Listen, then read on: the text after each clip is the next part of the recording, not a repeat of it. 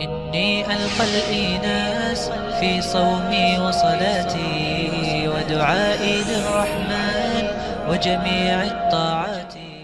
Look, the argument really is simple, yeah? It's a beautifully simple argument. I'm saying that the universe is very complex. That if you look at the properties of the universe, as documented by theistic and atheistic cosmologists, they refer to a fine-tuning of the universe. So I've quoted you before, as I said, Stephen Hawking's in A Brief History of Time, where he refers to this reality, he calls it fine-tuning. And I talked about Martin Rees, who wrote a book called Just Six Numbers. And I want you to just one more time think about this. He details 6 numbers. All of these numbers, he says, describe the reality of the universe. These numbers are massive. I mean, they have so many digits. He said, had one of these numbers been different, the universe would not be able to facilitate human life, and there would not be a fine-tuning of the universe. Or the universe could not exist in the way it does at the moment, in the complex way it does. So we've agreed really that for the universe to have been around, and for us to suggest that it was a random generation would be really tantamount.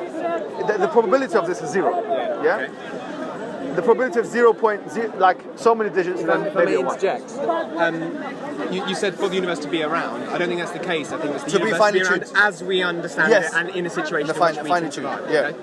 That's exactly the point. So what I'm saying is, when I discuss this with atheists, the point I always say is that if we look around and see the intelligent design, then that must, I would say, it must really follow that we say that there must be an intelligent designer. You see what I mean? I do see what you mean. Yeah. So I would say that that assumes that humanity is the point of that design. I would have thought, which isn't like the one that is So the point of this universe is human life, which I don't think is supported by the vastness of the rest of the universe. And my point about the probability thing was, in the similar way I said it before, I know the probability is way higher, but a lottery draw, and as you said, the probability is way higher.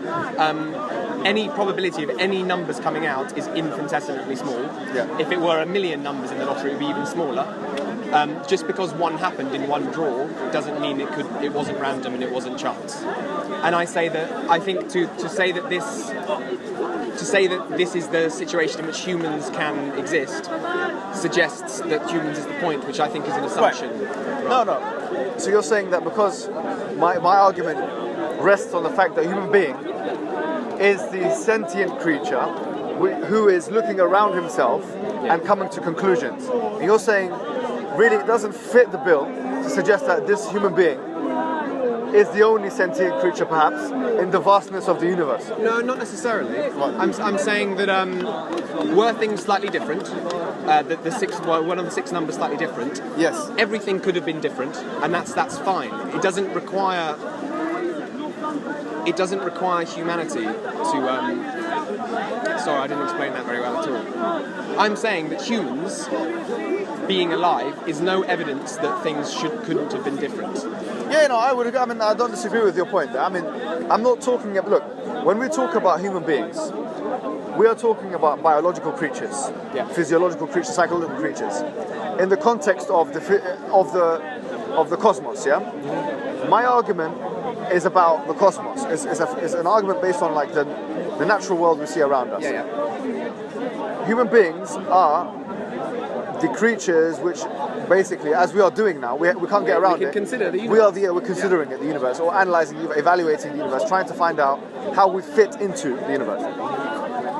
So really what I'm saying is, when we do that, we realise that there's an incredible pattern here.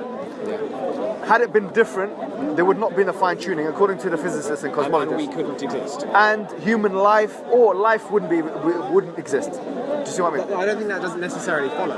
I think human life wouldn't exist. Well, any life. I don't think that necessarily follows. Go on. There's no reason to think that there aren't many other probabilities. That's not what I'm saying, by the way. These are the references.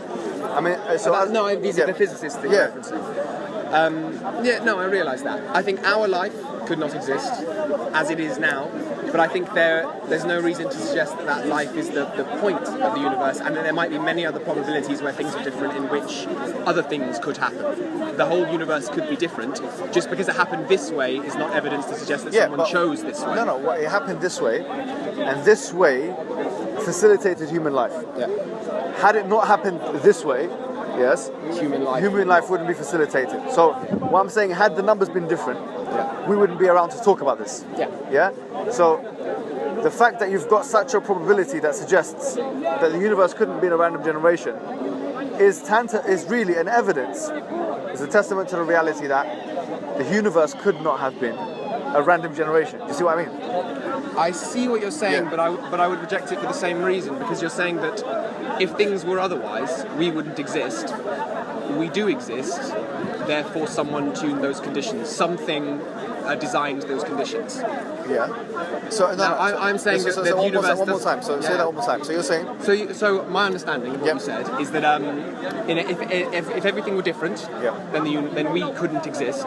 Yes. Because we do exist, it suggests an intelligent tuning of those circumstances. No. What? Let me just tweak the argument. Not because we do exist, because the conditions, the conditions in the cosmos allowed humans to exist. Right. Which is a little bit different. So we don't need to exist, right? But the conditions were such that it can facilitate human beings living on planet Earth or any other planet. Do you see what I mean? Yeah. So that is what I'm talking about. So I'm not talking here about the philosophical reality of human being. I'm talking about the physical reality of the universe. You see what I mean? Yeah. So this argument is strictly a mathematics / physics argument, you could say. Yeah. Looking at nature around you and deducing that it's probabilistically almost, as we said, impossible for this to be a random generation. And you agreed with that? No, not necessarily. I think this is one result of a million different probabilities, like more than a million different probabilities of those six numbers. So you were talking about multiverse theory?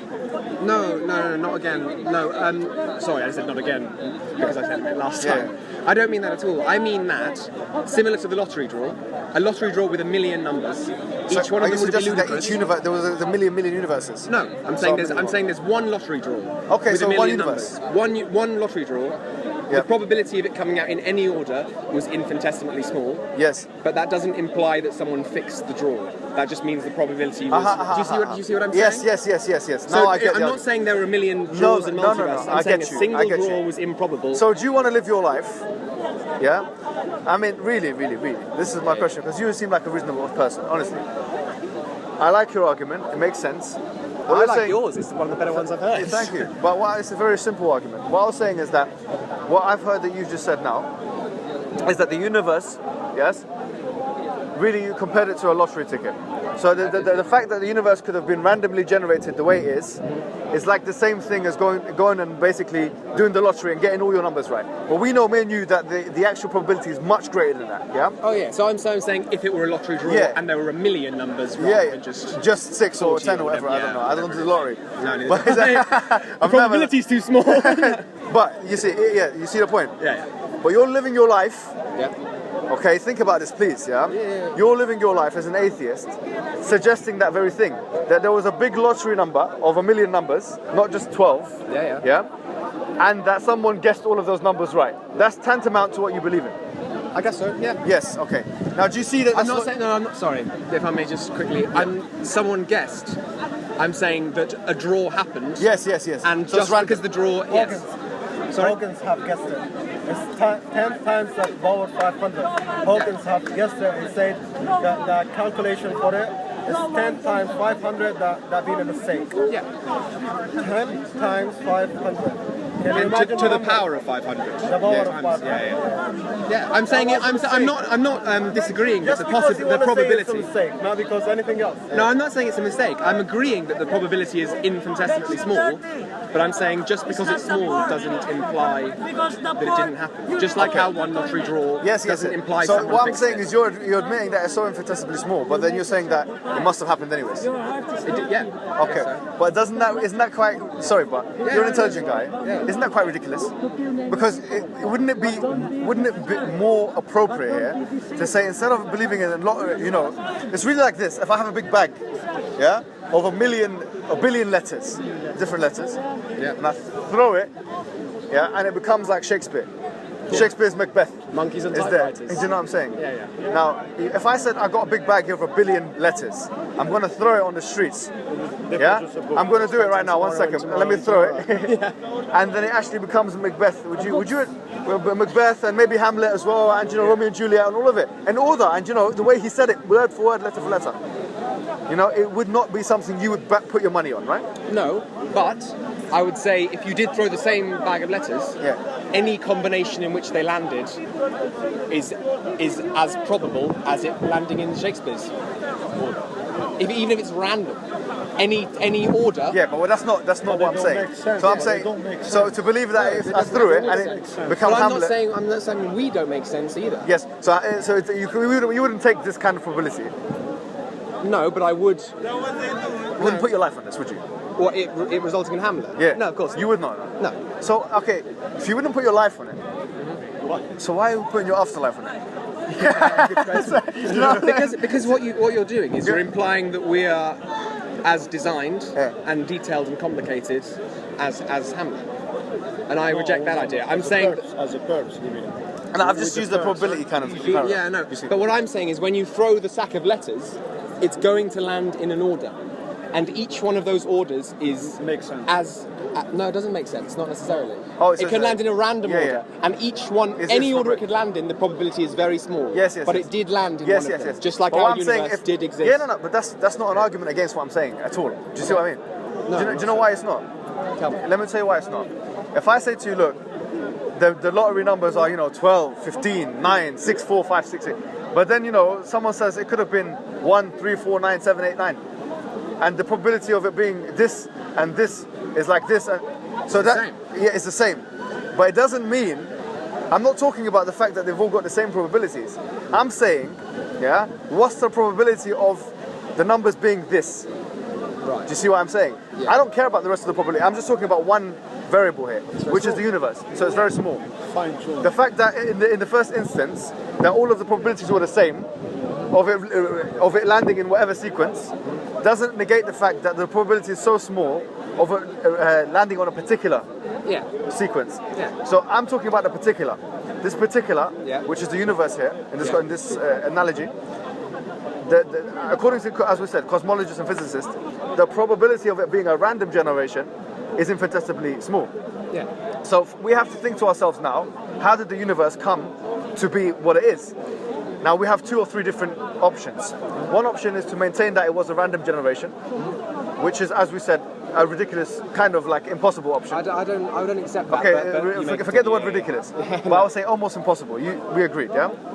For it to be random, yeah? And facilitate human life. No, it's almost impossible that it did end up like this. Yes, but that doesn't mean it's impossible that it was random. No. Yeah, so I'm saying that I'm saying the probability of any result was as tiny as this result. Okay, but we're talking about, of the things that we're talking about is fine-tuning of the universe, yeah?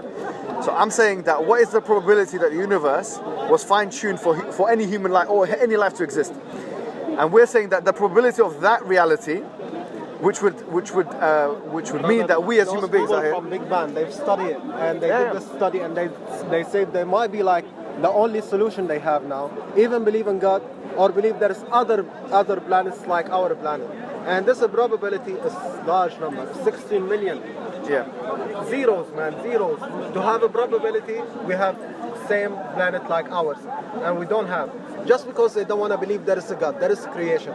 If the world was created 1 second faster than it is, we wouldn't have a planet. If it was like late 1 second, we wouldn't have a planet. So then we would have had something else. You've got 3 choices, yeah? I'm saying we would have anything. No, we wouldn't. But something else would have happened. No, it could have been imploded upon itself. That's the point. What he said is an interesting point. But that's as improbable as anything else. Yeah. As us being. What I'm saying is, so you've got this probability randomness. Can either suggest that it was a random generation, which is tantamount to believing in impossibilities. Number 2, you can say evolved, which is a biological thing, which people like Richard Dawkins are starting to favour now, because they realise the difficulty in saying it's random. They really do. atheists realize the difficulty in saying that the universe was a random generation. People like Richard Dawkins come in and actually have started to posit a theory where the universe evolved. Now, biology and physics are two separate sciences. He's a biologist, he's superimposing his field onto another field. There is no evidence whatsoever that the universe was evolved. So we couldn't use that as an argument unless we found evidence for it. The third thing is to suggest that there was an intelligent designer that had the creative potential to change the situation and to align the universe the way it's been aligned. Now what I'm saying is that this, of the three choices that we have, is the most logical, rational choice that we can go for. Do you see what I mean? So you're saying that intelligent design of those three options is the most... Yeah. I do see what you're saying, and I think it's a really strong argument. But for me, I think you're too soon to dismiss the random thing for the same reasons I've said before. And then if I was to ask you another question... 2016, we reach everywhere. Yeah, but I was going to say another point. Which was, so you've got the infinitesimally random, but then you've got another problem as well. The question is, we know, right, from the empirical reality that 0 plus 0 can never equal 1. In other words, something can never come from nothing. You see what I mean? So we've got a problem here, one problem. It's more Shakespeare, it's King Lear. Nothing can come from nothing, we keep talking about Shakespeare. First we'll talk about Hamlet, then Romeo and Juliet, now King Lear. But what I was going to say to you really was 0 plus 0 can never equal. The Quran says, in chapter number 52, verse number 36, it says, أَخُلِقُوا مِنْ غَيْرِ شَيْءٍ أَمْ هُمُ الْخَالِقُونَ. Have they been created from nothing? Or are they themselves the creators of themselves? So in other words, would you maintain that we or the universe came from nothing? I kind of maintain that it's a null question because I believe that time started at the same time the universe started. So to say what was there before doesn't make sense because there was no time to be before if that makes sense. In philosophy, there are two theories of time. There's the A theory of time and there's the B theory of time. The A theory of time suggests that before the universe there was time. Yes? And that this was linear, etc. The B theory of time doesn't suggest the same notion. For you to now say that there wasn't time before the universe, what is required from you is evidences. Do you see what I mean? So can you provide? Yeah, I think so. Go. That is the theory that says everything has a reason. Everything in this world has a reason. If this tree went up because of the reason, because of the water, because of the looking up. So he's saying every effect has a cause, basically. And so my cause has a reason. This is the first thing you would ask yourself. So my evidence for the idea that time is not linear is that it changes dependent on other things like position in space and speed. Yeah, but that's in the context of the universe. Yeah. So we're talking about something which is outside of the context of the universe, which we have no knowledge of. Sorry. Oh, as in before the universe. Yeah. So because we are limited as human beings to the five senses, and empiricism is limited to those five senses. But when you come out of the universe, you've got a completely different context. Would I not say that the nothing that can come from nothing argument is an excellent one? Yes. But does not extend similarly to God. If nothing then God created the universe, which is fine. But then where did God come from? It's a nice argument. I was happy that you said that. I would say that it was necessary for there to be a deity or an entity, right? Because deity has religious connotations. It was necessary for there to have been an entity that was the first. Can that entity not be the universe? Can that entity not be the universe? I'm just saying that entity had to have certain qualities which we've discussed before. We're talking about the fine-tuning. Design and intelligence, the creative capacity to change the situation, etc. I see. Remember when you said to me, can you prove God according to the Quran? I was completely honest with you. I said that, there's so many attributes of God in the Quran, Al-Wadud, the loving, the merciful, Ar-Rahman, Rahim, the most gracious, the most... I cannot deductively prove each of those, In fact, we believe that this is something which cannot be proven from the intellect. That it has to be taken from the text. But there are some things, some of God's attributes, like His ilm or His knowledge, like His qudra or His strength or His ability to change, that we can conclude are deductible. You see what I mean? I see what you mean. So I'm not saying to you that, look, what I said to you here was that the ones or the attributes that we can conclude safely are rational, concludable things. I see. Is that God is all-knowing, or God has knowledge, has enough knowledge to change the situation, that He had the creative capacity to change that situation, and yes, that He had the ability as well to do that. Now this was all required, and He was the first. That He was the first, and then there was nothing before Him. These are the attributes of God we can confirm. I would say, surely, again, nothing can come from nothing. If that argument is acceptable. Now we say that God was always there. But now I could say that the universe was always there. But that's something which is unscientific. Not really. The singularity. Because the singularity it posits that the universe had a beginning. At the same time had a beginning. Yeah, but it still had a beginning. So we know because of the fact that the universe is expanding, that the universe must have had a beginning. Therefore, the universe was not the first thing that was in existence, because there must have been something before the universe. Now the question is, therefore, was there nothing before the universe? Because if there was nothing before the universe, then you're saying 0 plus 0 equals 1. If we're not saying that there must have been, so we're saying there must have been something before the universe. What was that thing? But must there have been something before God? No, we're saying that it's necessarily the case that there had to be an entity with no beginning. That was the first. See, yes. Call that universe. I'm very happy to call that the universe. I would call that the universe as well. You call it God. You're just adding another. You're calling it the universe. Well, I've said to this young man Oliver. I would say the same. Yeah. I would happily say the same. And I might tag you in if that's right, because I'm cold and I want to go home. Man, thank you. It was great. Are you going to think about this? Yeah, definitely. And I'll be here next Sunday. Oliver, think about this and do one thing for next Sunday, like a homework. No, do. Read the Quran. And we actually have several in our house. Yeah, go read. You know what? I'll tell you where to read as well. Yeah, because it relates to it. Yeah. Read from chapter 50. Yeah.